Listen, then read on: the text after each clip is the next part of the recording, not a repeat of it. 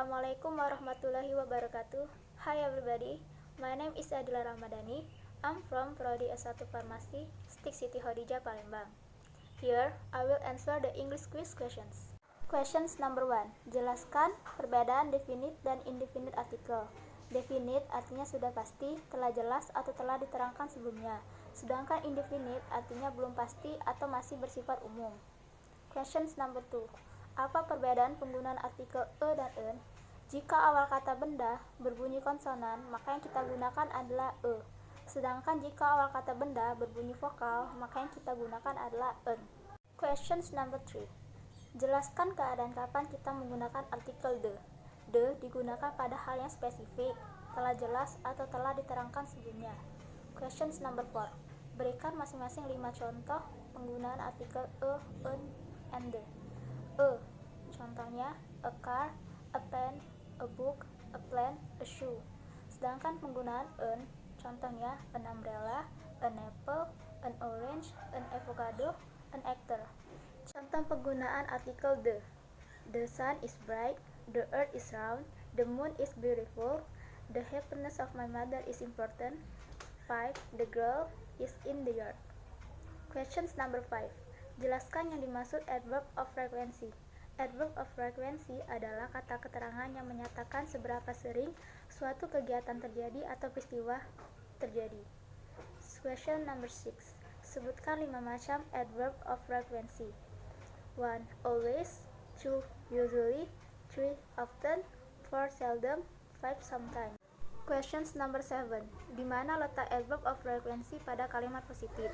Jika kalimat hanya memiliki satu kata kerja, tempatkan kata keterangan di tengah kalimat sehingga ditempatkan setelah subjek dan sebelum kata kerja.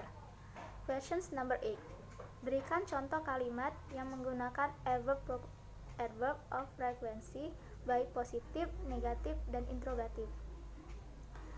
Untuk positif, contohnya Ari usually wake up at 4 am. Untuk negatif, Ari doesn't wake up at 4 am. Untuk interrogatif, does Ari usually wake up at 4 am? Jelaskan questions number 9. Jelaskan yang dimaksud dengan simple present tense. Simple present tense adalah kalimat sederhana atau simple yang digunakan untuk menjelaskan kegiatan sehari-hari atau kebiasaan sehari-hari. Questions number 10. Apa perbedaan kalimat nominal dan kalimat verbal? Kalimat nominal adalah kalimat yang tidak menggunakan kata kerja, tetapi menggunakan kata kerja bantu. Sedangkan kalimat verbal adalah kalimat yang menggunakan kata kerja. Questions number 11. Sebutkan rumus kalimat nominal pada simple present tense, baik positif, negatif, dan interrogatif. Untuk positif, rumusnya subjek plus MR is plus complement. Untuk negatif, rumusnya subjek plus MR is plus not complement. Untuk interrogatif, rumusnya MR is plus subject plus complement plus question mark. Questions number 12. Sebutkan rumus kalimat verbal pada simple present tense. Untuk positif, subjeknya I, you, they, we plus verb 1 plus object. Untuk subjeknya she, he, it plus verb 1 plus s or es plus object. Untuk rumus negatif, subject plus don't atau doesn't plus verb 1 plus object. Untuk rumus interrogatif, do atau does plus subject plus verb 1 plus object plus question mark. Questions number 13. Jelaskan perbedaan do dan does. Yang pertama, subjeknya yang berbeda. Do digunakan pada subjek I, you, they, we. Sedangkan does digunakan pada subjek she, he, it. Yang kedua, merujuk pada hal yang berbeda.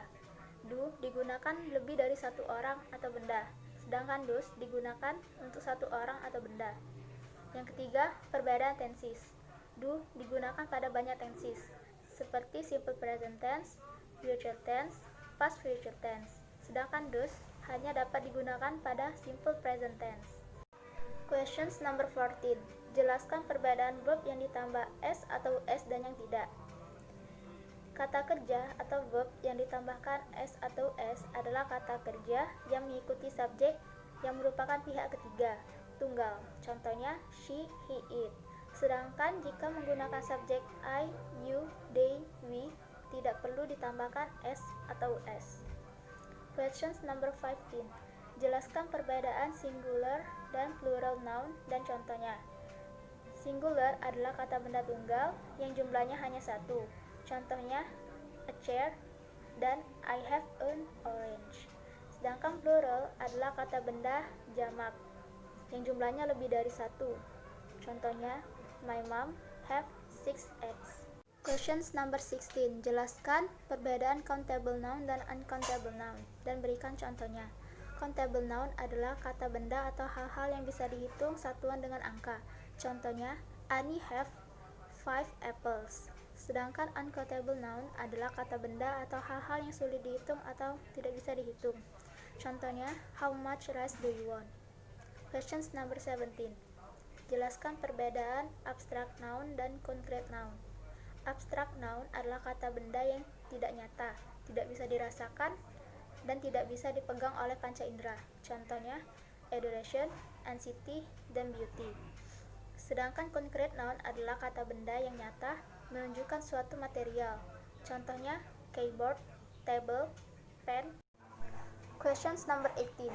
Jelaskan perbedaan proper noun dan common noun dan berikan contohnya. Proper noun adalah kata yang digunakan untuk nama institusi, organisasi, hari, bulan, bangsa, agama, nama orang, tempat, benda. Kata ini biasanya diawali huruf kapital. Contohnya, Jakarta, Harry Potter, dan Desember. Sedangkan common noun adalah kata yang menunjukkan pada suatu tempat, hewan, benda, orang, atau juga menunjukkan secara umum. Contohnya, river, train, dan station. Questions number 19. Jelaskan perbedaan compound noun dan collective noun dan berikan contohnya. Compound noun adalah sebuah nomina baru yang dibentuk oleh gabungan dua nomina atau lebih. Contohnya, girl dan friend, song dan writer, work dan shop. Sedangkan collective noun adalah sebuah nomina yang dibentuk untuk sekelompok atau sejumlah orang, tempat, atau benda. Contohnya, crew, audience, army, dan staff. Questions number 20. Apa itu WH question? WH question adalah bentuk pertanyaan yang membutuhkan sebuah jawaban berupa informasi. Questions number 21. Jelaskan 8 macam WH questions dan berikan contoh masing-masing. Yang pertama, what, digunakan untuk menanyakan informasi tentang seseorang atau sesuatu. Contohnya, what is your name? Yang kedua, where, digunakan untuk menanyakan tempat atau lokasi. Contohnya, where is your office? Yang ketiga, why, digunakan untuk menanyakan alasan. Contohnya, why did you come late? Yang keempat, who, digunakan untuk menanyakan orang. Contohnya, who is your favorite teacher? Yang kelima, which, digunakan untuk menanyakan pilihan. Contohnya, which do you prefer, coffee or tea? Yang keenam, when, digunakan untuk menanyakan waktu. Contohnya, when you go. Yang ketujuh, how, digunakan untuk menanyakan keadaan. Contohnya, how are you? Yang ke-8, whose, digunakan untuk menanyakan kepemilikan benda. Contohnya, whose wallet is this? And the last questions number 22. Bisakah WH questions digunakan dalam kalimat negatif dan interrogatif? Bila iya, beri contoh, dan bila tidak, jelaskan. Menurut saya bisa. Contohnya, untuk negatif, why don't you just answer questions number 1? Untuk interrogatif, where is your mother? Baiklah, sekian video dari saya. Saya harap jawaban saya benar, dan jika salah, saya minta maaf. Terima kasih. Wassalamualaikum warahmatullahi wabarakatuh.